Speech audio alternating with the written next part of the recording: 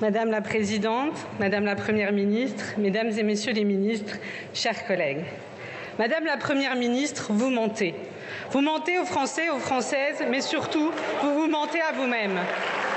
Il y a quelques jours, vous nous avez parlé de l'urgence environnementale. Vous nous avez exhortés à changer radicalement nos manières de produire, de consommer et d'agir.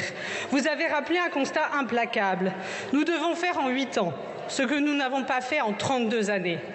Et combien de propositions concrètes dans ce discours? Zéro. Et combien de décisions radicales dans votre plan de sobriété? Zéro. Et combien de chances avons-nous, si vous ne changez pas de politique, de réaliser ce défi, de faire en 8 ans ce qui n'a jamais été fait? Zéro. Et que faites-vous? Des clips, des chartes et des jolis concepts. Vous n'avez pas trahi. Pire, vous avez déserté vos responsabilités. Aujourd'hui, dans cet hémicycle, je veux rassurer les Français et les Françaises, le combat n'est pas impossible. Madame la Première ministre, s'agissant d'inaction climatique, je ne m'adresse qu'à vous, car en vérité, de ministre en charge, il n'en est point. Je m'adresse à vous, à l'ancienne préfète, qui, comme on dit depuis Paris, connaît les territoires, ces territoires dont vous vous êtes si vite coupés. Votre inaction, elle se mesure en nombre de jours de sécheresse, à Clançay dans la Drôme, à Gérardmer dans les Vosges, à Miribel-les-Échelles en Isère, et dans plus de 100 autres communes privées d'eau. Privées d'eau, elle se mesure en hectares de forêts brûlées, en Gironde, dans les Landes, la Drôme, l'Aveyron, l'Isère, mais aussi en Bretagne, dans le Maine-et-Loire, le Jura ou les Vosges. Partout, cet été, la France a brûlé. Et ce sont 62 000 hectares de forêt qui ont été ravagés par les flammes. Ne dites pas ce n'est pas nous. Ne dites pas c'est un problème plus grand, trop grand qui nous dépasse. Ces incendies, c'est le résultat de votre inaction. C'est les résultats des années passées à essorer le personnel de l'ELF. 12% de ses effectifs ont été supprimés. 12%. Et pour ce budget, avez-vous pris la mesure des événements? Non.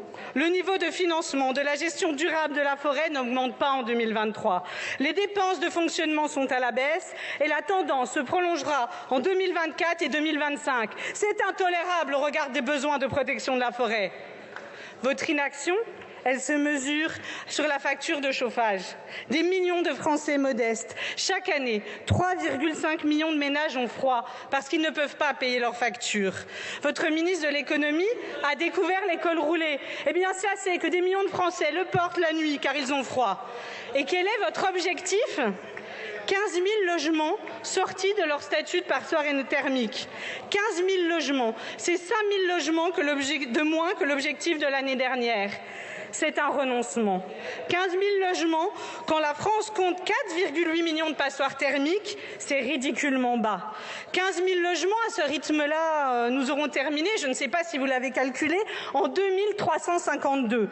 320 ans pour isoler nos bâtiments, 320 ans pour arrêter de chauffer dehors, 320 ans pour tarir une des principales sources des émissions de gaz à effet de serre. Depuis le mois de juillet, notre collègue Eva Sas dépose des amendements pour augmenter le budget consacré à MaPrimeRénov'. Nous savons qu'il faut mettre au moins 9 milliards. On vous demande de sortir de l'inaction et de l'affichage. Vous nous répondez 49.3. De quoi votre budget est-il le nom et le symbole? Vous êtes la tête de gondole du libéralisme économique qui consacre l'inaction politique et le laisser-faire attendu par vos camarades de la droite traditionnelle. Ce libéralisme qui coûte aux Français encore 9 milliards d'euros supplémentaires par an avec la suppression de la CVAE et qui est parfaitement inefficace pour combattre le dérèglement climatique et résorber nos fractures. Pour cause, c'est lui qui les a créés. Le en même temps est une impasse. On ne peut pas faire et la planification écologique et protéger le libéralisme économique.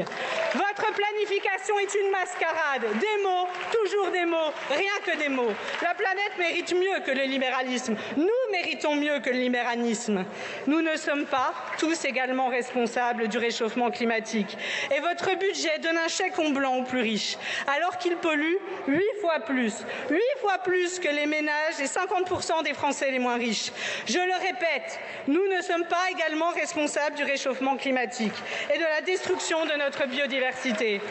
Prenons le cas carburant, par exemple, les prix s'envolent. Vous mettez en place une remise à la pompe de 7,6 milliards d'euros. Et pour qui? Pour qui? Pour Christophe Galtier, sa Lamborghini?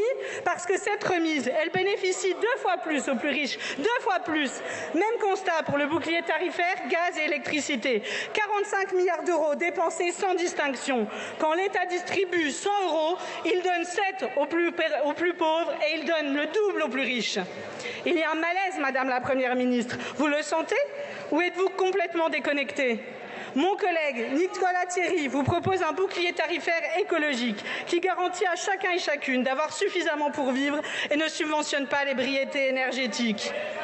Madame la Première ministre, j'aimerais maintenant parler de votre méthode. Je regarde un instant la présidente de cette Assemblée. Au cœur de l'été, vous avez rappelé votre attachement viscéral à la construction de compromis, votre peu de goût pour le 49.3. Quel malaise aujourd'hui, vous allez devoir présider une Assemblée muselée à coups de 49.3. Une stratégie de fin de règne seulement 4 mois après l'élection d'Emmanuel Macron. Car le 49.3, c'est l'arme des faibles, l'arme de ceux qui sont à court d'arguments. Et pourtant, à votre droite, une opposition fantoche qui valide tous vos textes. D'ailleurs, votre budget, les LR auraient pu le voter, il est conforme à leur projet. À votre extrême droite, un parti qui n'aime pas la science, qui n'aime pas les faits, qui n'aime pas l'histoire, un parti qui s'est avili dans le révisionnisme, un parti qui se réjouit de votre brutalité sociale, car c'est sur ce terreau qu'il prospère, un parti qui s'accommode de votre inaction climatique, puisqu'il n'y a pas si longtemps, Marine Le Pen disait, je cite, « N'êtes pas certaine que l'activité humaine soit à l'origine des changements climatiques ».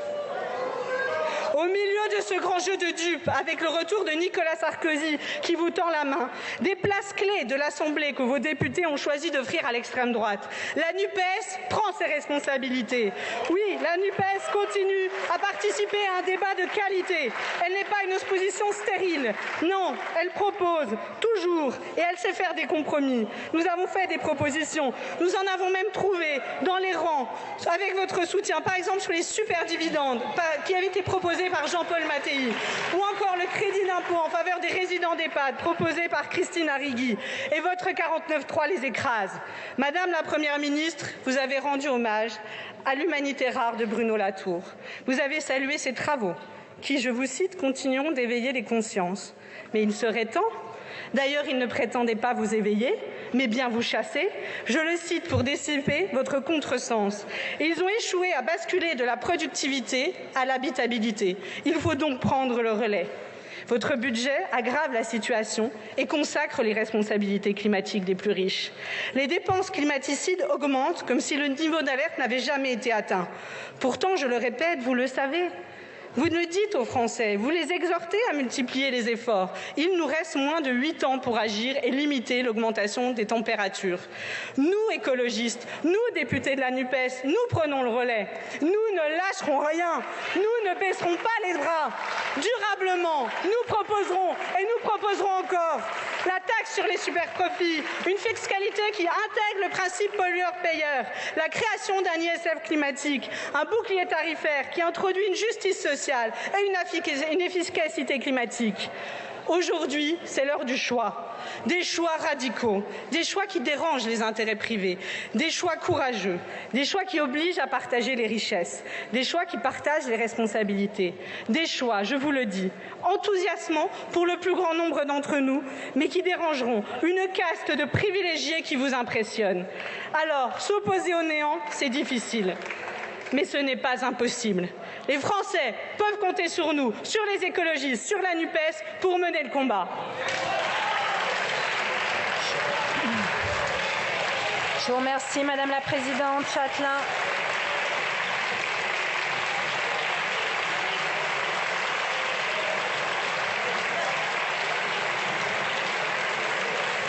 Je vous remercie.